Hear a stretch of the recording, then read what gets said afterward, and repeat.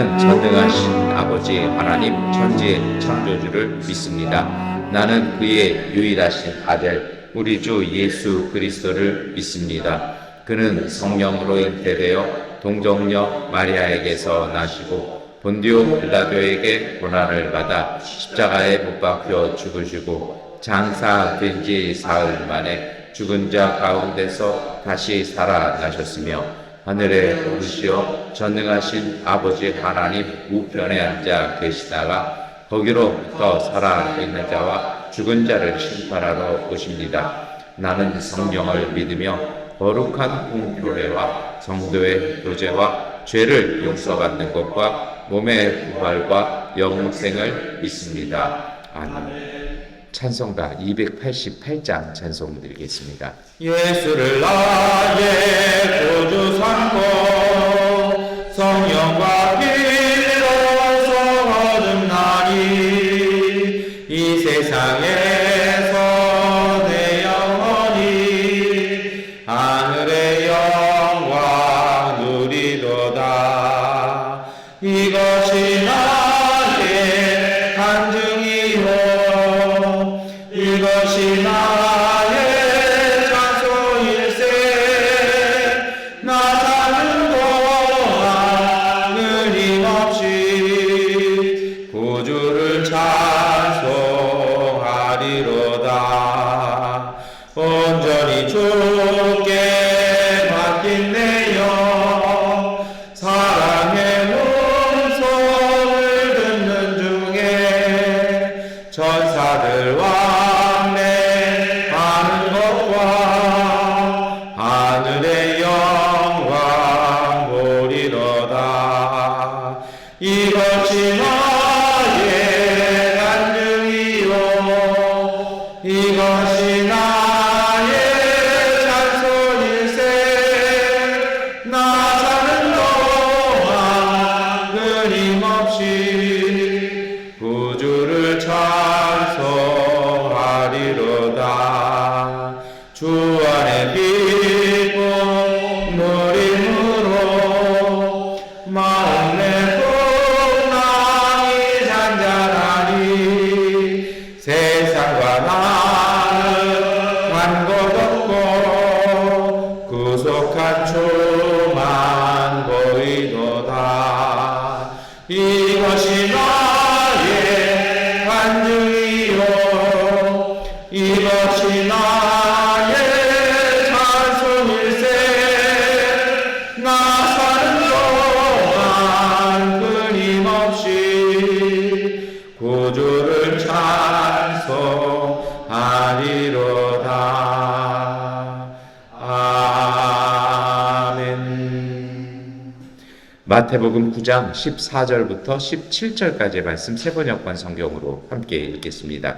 그때 요한의 제자들이 예수께 와서 물었다. 우리와 바리새파 사람은 자주 금식을 하는데 왜 선생님의 제자들은 금식을 하지 않습니까? 예수께서 그들에게 말씀하셨다. 혼인 잔치의 손님들이 신랑이 자기들과 함께 있는 동안에 슬퍼할 수 있느냐? 그러나 신랑을 빼앗길 날이 올 터이니 그때에는 그들이 금식할 것이다. 생배 조각을 낡은 옷에다 대고 깁는 사람은 없다. 그렇게 하면 새로 된 조각이 그 옷을 당겨서 더욱더 크게 찢어진다. 새 포도주를 낡은 가죽 부대에 담는 사람은 없다. 그렇게 하면 가죽 부대가 터져서 포도주는 쏟아지고 가죽 부대는 못쓰게 된다. 새 포도주는 새 가죽 부대에 담아야 둘 다 보존된다. 아멘. 네, 오늘 우리가 읽은 말씀은 선거철이 되면 꼭 나오는 본문이죠. 새 포도주는 새 부대에서 이 본문은요, 이게 잘못 이해하시면 무조건 새 것이 좋다는 게 아닙니다. 사람들의 생각의 유형 중에 앙시앙레즘이라는 것이 있어요. 이 앙시앙레즘은 뭐냐면 오래된 건 무조건 나쁘다라는 거예요. 그러니 다 파괴해야 된다라는 게 이제 앙시앙레즘이라고 그러는데요. 이제 프랑스 혁명 때 나온 겁니다. 그래서 무조건 오래된 것, 그러다 보니 뭐 귀족, 예술, 뭐 건물, 이거는 다 파괴하고 무조건 새로 짓자. 이게 파괴주의죠. 이걸 갖다가 앙시앙레즘이라고 아니라고도 얘기를 합니다. 제가 이 말씀 드리는 이유는요, 오늘 새 포도주는 새 부대에 이 앙시앙 레짐이 바람이 막 불어던 그 프랑스 그 카톨릭 교회에서 그때 이제 좀 젊은 신부들이 이 이야기를 하면서 무조건 개혁해야 된다, 무조건 뜯어 고쳐야 된다 하던 그런 시절이 있었습니다. 오늘 본문은 그런 이야기를 하는 것은 아닙니다. 이 본문은 마태복음 9장 안에 위치해 있죠. 이 흐름이 있어요. 오늘 본문은 그런 얘기 있잖아요. 이게 바리새인들도 아니고 요한의 제자들입니다. 그러니까 친척집이에요. 사실 예수님의 제자들 중에 요한의 제자들이 몇 있었습니다. 그러니까 이 본문은 또 다른 요한의 제자들이 와서 나도 예수를 좀 따를까?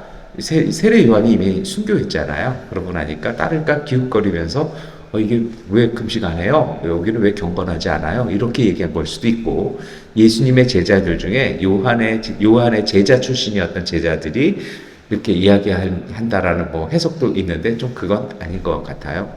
아마도 예수님을 따르고 싶었던, 그래서 조금 배우고 싶었던 그 제자들이 의문을 던진 겁니다. 왜 금식을 하지 않습니까? 여러분, 이 금식 문제는 곳곳에 이렇게 나와요. 근데 유대인들이 어느 정도 금식했냐면 일주일에 이틀을 금식합니다.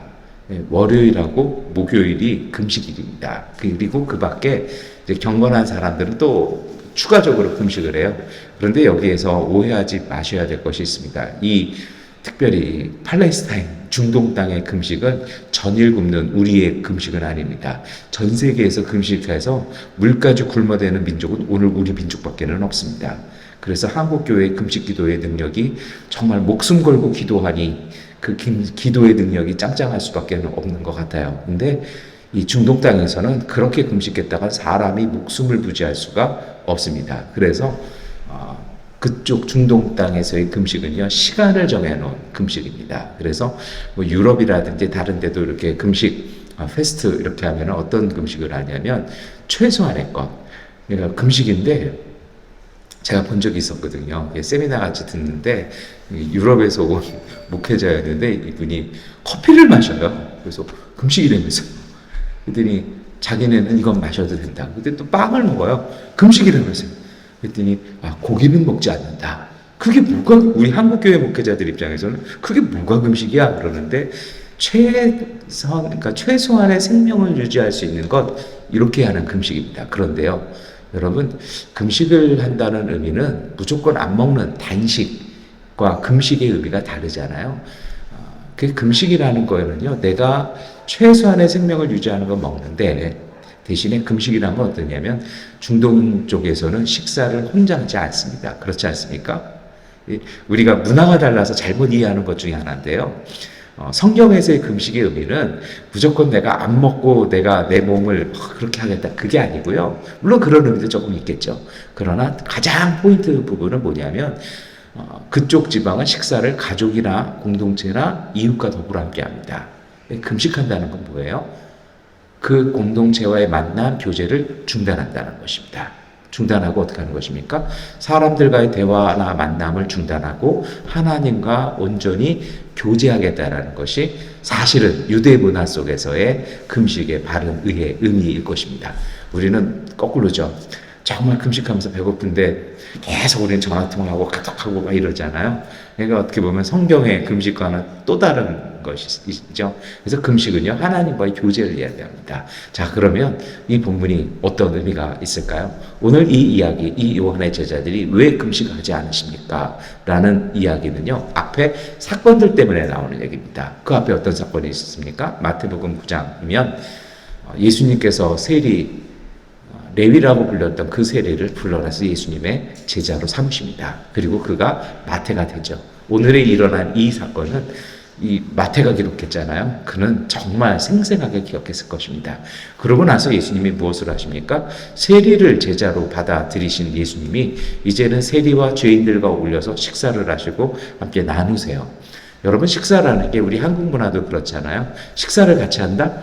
굉장히 친하거나 뭔가 대화가 잘 풀어질 때 우리가 식사하는 거잖아요. 여기도 똑같아요. 그러니까 예수님께서 세리와 죄인들을 불러다가 식사하시는 건 그들의 첫도래를 받아들이셨다는 건 친구 삼으시겠다는 것입니다. 그러니까 이제 나는 당신을 죄인이라고 나쁜 사람이라고 보지 않고 우리가 가족임을 보여주는 것이 유대인들의 식사 교제입니다. 오늘 우리도 그러잖아요. 식구라는 말이요. 밥 같이 먹는 입, 이게 가족이잖아요. 이게 식구거든요. 그러니 예수님이 맨날 가셔가지고 만나시고 교제하시고 식사하시고 가르치시고 기도해 주시고 이런 사역을 하시는 거죠. 그러니까 딱 요한의 제자들이 와서 뭐라 얘기하는 겁니까? 왜 금식하지 않으십니까? 이 얘기는 단순히 우리가 아는 한국교회의 그 금식이 아니라 무엇입니까? 왜 당신은 하나님과의 긴밀한 교제를 위해서 다른 사람들과의 만남 이거를 자제하지 않으십니까? 정확하게 얘기는 이거죠. 왜 사역하십니까? 지금 기도해야 할 때지. 이거죠. 그러면 의미가 많이 달라지시는 게 이제 확 느껴지시죠. 지금까지 예수님이 하시는 사역, 이것에 대한 전면적인 도전이기도 했고, 왜 지금 그걸 해야 됩니까? 라는 것입니다. 거기에 대한 예수님의 말씀이 무엇입니까? 지금 혼인잔치인데, 혼인잔치 벌려놓고 금식하는 사람 있냐라고 합니다. 단순히 잔치니까 막 먹고 마시는 것이 아니죠. 잔치면 이웃들과 함께 더불어 하고 신랑 신부와 가족들을 축복해주고 축하해주고 막 이렇게 나누는 거잖아요. 근데 그때 나는 금식하니까 나는 하나님과 대화하겠습니다. 이게 적절하게 하라는 거죠. 적절치 않다라는 것입니다. 그럴 때가 올 거라는 겁니다. 하나님과 긴밀하게 교제해야 될 때가 있으면 그때 가서 교제하자라는 것입니다. 그리고 나서 주시는 말씀이 그 유명한 두 가지 이야기입니다. 우리 16절 말씀 함께 읽겠습니다.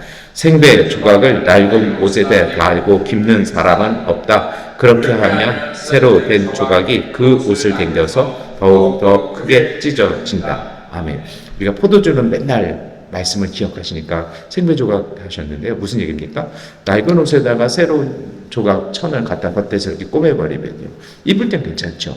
그러나 빨면요. 지금 우리가 입는 옷이야 여러 가지 성분들 넣잖아요. 뭐 형상도 기억하고 강도도 기억하고 빨아도 형상 그대로 되지만 고대 옷들은 그렇지 않잖아요. 천연섬유랑 되게 되면 빠르고 말면 이게 그 낡은 옷들은 좀 늘어나 있는 형태라면 이 새 천은 아직 쌩쌩하잖아요. 그럼 당기는 힘이 있고 원래의 모습대로 돌아가려는 복원 능력이 있으니까 옷이 이상하게 틀어져 버린다라는 거죠. 적절하지 않다라는 것입니다. 새 가죽, 새 포도주, 낡은 가죽, 낡은 포도주도 마찬가지입니다. 무슨 얘기입니까? 그 상황에 맞게 하라는 것입니다. 그냥 무턱대고 하는 것이 아니라 그 상황에 맞게 하라는 것입니다. 자, 그러면 여러분 보셔야 할 것이 있습니다. 오늘 예수님이 말씀하시고 또 그 요한의 제자들이 이야기하는 건 지금 선생님께서 저런 사람들과 어울리셔야 할 때입니까? 라고 물은 것입니다. 만일 예수님께서 바리새인들과 만나서 식사하셨고 회당장들과 교제하셨다면 이 얘기가 나왔을까요? 오늘 요한의 제자들은요 놓치고 있는 것이 있습니다. 요한의 제자였기에 그들이 믿고 있는 것은 죄사함을 받게 하는 세례를 받아야 한다라는 것입니다. 그런데 저들은 죄사함을 받게 하는 세례 못 받았다라는 겁니다. 안 받았다라는 것입니다. 어찌 저 사람들과 교제할 수 있냐라는 또 다른 영적인 교만일 수도 있을 것입니다. 거기에 대해서 예수님은 이 두 가지 이야기를 하십니다. 이 두 가지 비유의 핵심은 무엇입니까? 정확하게 살펴보고 인식하라는 것입니다. 하나님의 뜻 안에서 제대로 봐야 할 것 아니냐라는 겁니다. 지금 저 사람들에게 정죄를 선포할 때가 아니라 지금은 저 사람들에게 생명 줄 때라는 것입니다. 하나님과 교제하는 것 중요하다라는 것입니다. 그러나 더 중요한 것은 하나님의 뜻을 따라 저 사람들을 회복시키고 구원하는 것이 우선이라는 것입니다. 그것이 이 비유의 요점일 것입니다. 이것을 읽으면서 오늘 우리가 무엇을 기도해야 할까요? 여러분, 요한의 제자들의 문제는 뭘까요? 이들 또한 경건한 유대인이었고 그리고 그 경건한 사람들 중에서도 예수님의 복음에 한참 가까이에 있던 사람들이었습니다. 그런데 이들이 넘어서지 못하는 것이 있습니다. 그것은 무엇입니까? 율법과 규례와 그리고 고정관념입니다. 그리고 금식이라는 것, 금식 문제를 갖고 왔습니다만 그들은요 항상 하던 대로 해야 되지 않겠냐라는 것입니다. 유대인이라면 경건한 사람이라면 일주일에 2번 해야 되지 않겠냐라는 것이죠. 그런데 이것이 바로 종교적인 형식일 수 있습니다. 왜 그럴까요? 그냥 무조건 의미나 상황도 없이 깊은 성찰이나 깨달음 없이 그냥 해나가는 것입니다. 오늘 예수님은요 그러지 말라는 것입니다. 우리가 금식을 한다면 이 금식 왜 하는 건지, 내가 하나님과 교제하면 왜 하나님과 교제하는 것인지 이것이 분명해야 할 것이라는 것입니다. 더 정확한 말씀을 드릴까요? 오늘 우리가 살아가는 삶, 그 순간, 그 시간, 그 상황에 따라 하나님은 그 모든 것이 하나님이 우리에게 주신 선물입니다. 하나님은 우리의 모든 상황과 그 시간들, 그 때와 장소에 따라서 오늘 우리가 해야 될 일들을 맡겨두셨습니다. 그것이 소위 말해서 소명이고 그것이 사명입니다. 여러분, 참된 삶을 살아가는 사람은요, 내 삶을 살아가면서 그냥 흘러가는 대로 남들 분위기대로 가는 것이 아니라 그 속에서 정말 내가 해야 할 것이 무엇인지 그것을 성찰하기 시작합니다. 내가 이 만남 속에서는, 이 대화 속에서 무슨 말을 해야 될지, 들어줘야 될지, 아니면 격려를 해줘야 될지, 아니면 때로는 그런 말 하지 마세요라고 제지할 건지 정확한 성찰이 필요하다는 것입니다. 왜 그럴까요? 영성에 있어서요, 믿음에 있어서 가장 문제는요, 오늘 우리의 삶의 주도권을 놓아버렸다는 것입니다. 사실은 이게 죄예요. 하나님의 형상대로 내가 하나님이 주신 내 선물, 내 삶을요, 내가 주도해야 돼요. 그런데요, 때로 우리가 이걸 놓쳐버립니다. 인식하지 못해요. 그냥 습관적으로 흘러나가요. 기도할 때니까 기도하고, 예배 드릴 때니까 예배하고, 밥 먹을 때니까 밥 먹고, 일해야 될 때니까 일하고, 그냥 흘러가는 거예요. 근데 신앙은 의미를 부여합니다. 그것이 하나님의 뜻을 구하는 것입니다. 하나님, 저는 정말 이곳에서 내가 무엇을 해야 할까요? 그것을 깨달은 사람만이 자신의 삶을 그 뜻에 맞게끔 가져가기 시작합니다. 그런데 주도권을 놓치면요, 이 주도권이 없잖아요. 그럼 바람이 이리로 보면 절로 가고, 이리로 보면 이리로 가고, 왔다 갔다 합니다. 열심히요? 없어요. 왜요? 열심히 할 의미를 못 찾는데요. 그냥 사람들이 해야 된다니까 그냥 해요. 저 개인적으로 가장 좋아하는 소설 중에 하나가 루시니 쓴 아큐정전입니다. 바보죠? 청나라 말기예요. 바보입니다. 동네 유명한 바보입니다. 근데 가만히 이 바보 아큐가 봤더니 혁명의 시대예요. 왕조를 무너뜨리고 막 이렇게 민주주의를 얘기해서 혁명해야 된다고 그래요. 그러니까 그런 사람들도 사람들이 막 박수를 쳐줘요. 그러니까 이 아큐가 뭐라 얘기합니까? 아, 나는 혁명주의자입니다. 나는 혁명을 합니다. 관리들이 그냥 둘까요? 그냥 냅다 잡아다가 두들겨 패고 그를 재판하고 형장으로 끌고 갑니다. 그러니까 사람들이 뭐라고 얘기합니까? 와, 저 바보가 혁명 운동한데 사람들이 웃기는 거죠. 근데 그 혁명에 끌려가는 자신은 막 당당해요. 아, 나는 대의를 위해서, 나는 혁명을 위해서, 나는 인민을 위해서. 그리고 죽어요. 뭐가 문제일까요? 멋있게 말도 해요. 막 이념을 얘기하고 뭐 중화 인민을 위해서 이런 얘기를 해요. 근데 그는요, 혁명이 뭔지, 그게 자기 삶인지 몰라요. 그래서 지식인이었던 루시는 이게 바보라고 얘기합니다. 그리고 자신이 살았던 시대, 그 시대에 뭐가 내가 내 삶을 어떻게 살아야 될지 모른 채 그냥 그 유행에 휩싸여서 막 살아가는 것, 이게 바보 같은 거 아니냐라고 얘기를 하죠. 도스토옙스키가 똑같은 얘기를 할 때도 있습니다. 이 새벽에 저는 그런 말씀을 전해드리고 싶습니다. 여러분, 하나님의 은혜는, 믿음은 하나님을 믿기에 내가 내 삶의 주도권을 갖는 것입니다. 하나만 더 말씀드릴까요? 주일에도 말씀드렸습니다만 예수님과 제자들이 배를 타고 갑니다. 풍랑이 막 난리 나니까 제자들이 예수님 깨우잖아요. 주일에도 제가 이 부분 나올 때마다 드리는 말씀인데 대단한 믿음 아니에요? 문제가 있을 때 주님을 찾으니까요. 예수님 뭐라고 얘기하십니까? 이 믿음이 적은 자들아. 그러고 나서 그분은 어떻게 하십니까? 바람과 풍랑을 잠재우십니다. 왜 혼내셨을까요?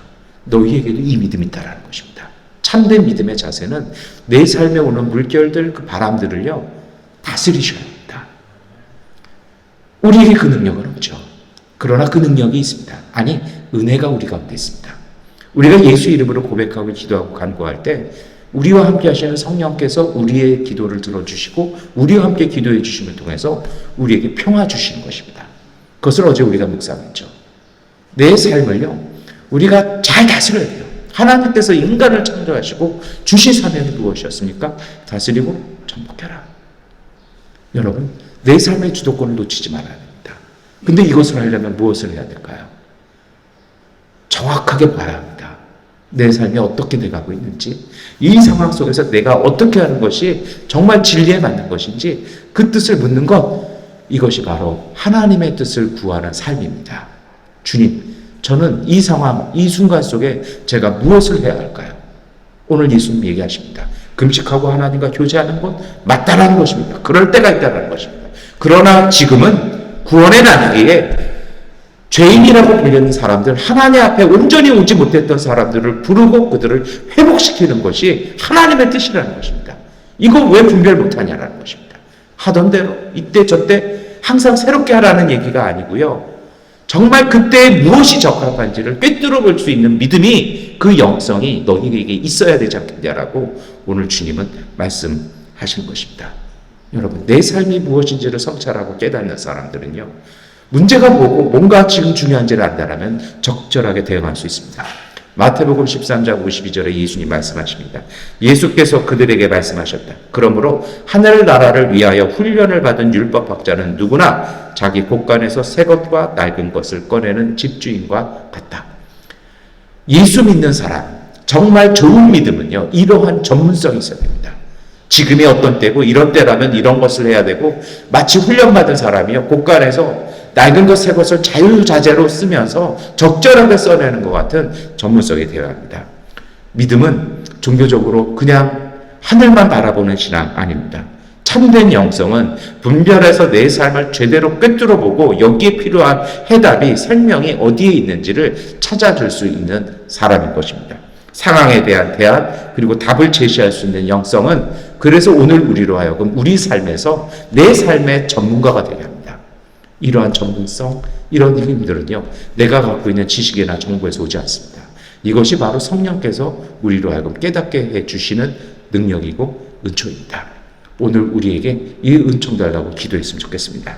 요한계시록 7장 17절은 보좌 한가운데 계신 어린 양이 그들의 목자가 되셔서 생명의 샘물로 그들을 인도하실 것이고, 하나님께서 그들의 눈에서 눈물을 말끔히 씻어 주실 것입니다. 성경의 맨 마지막 부분이 이렇게 고백합니다. 예수님께서 우리를 인도해 주셔서 우리의 눈물 닦아주시고 우리를 생명으로 이끌어 가실 것이라는 것입니다. 오늘 하루를 살면서 살아가는 대로, 흘러가는 대로, 지나가는 대로가 아니고요, 지금까지 하던 대로가 아니라 우리가 하나님 앞에 물음을 가지고 나갔으면 좋겠습니다. 주님, 제가 이 상황 속에서 무엇을 해야 하겠습니까? 저는 어떻게 해야겠습니까? 저를 도와주옵소서, 인도해 주옵소서. 이것이 바로 기도하는 삶이고 성령과 동행하는 삶입니다. 이 은혜로 오늘 하루도 하나님 앞에서 생명 열매 가득한 축복의 하루 되시기를 축원합니다. 기도하겠습니다. 전능하신 아버지 하나님, 주 앞에 구하오니 우리의 눈과 우리의 마음을 밝히 열어 주시옵소서. 주님의 성령의 함께 하심을 통해서 우리가 살아가는 삶의 모습들, 상황들, 그리고 그 속에 담겨있는 하나님의 부르심과 하나님의 진리를 깨달아 알 수 있는 지혜를 성령께서 알게 하여 주시옵소서. 하나님, 하던 대로, 하고 싶어 했던 대로가 아니라 성령께서 이끄시는 삶을 사는 것을 통해 지나온 모든 발걸음들이, 앞으로 걸어가야 될 모든 길들이 주님의 축복이고 부르심이고 은총이라고 고백할 수 있는 복된 하루가 되게 하여 주옵소서. 하나님, 너무 많은 일이 아니라 하나님 앞에서 하나님이 행하시는 한 가지 일을 행함을 통해서 수많은 풍성한 열매 거둘 수 있는 복된 믿음의 가족들 되게 하심 통해 이삭에게 내려주셨던 100배의 축복을 오늘 우리에게도 내려 주시옵소서. 우리의 마음을 밝혀주시고 하나님, 끊임없이 부단히 일어나 기도하고 주님과 더불어 동행하여 믿음으로 걸어가 승리할 수 있는 복된 하루 되게 하여 주시옵소서. 예수 그리스도의 이름으로 기도드립니다. 아멘. 하나님께 기도하는 시간 갖겠습니다.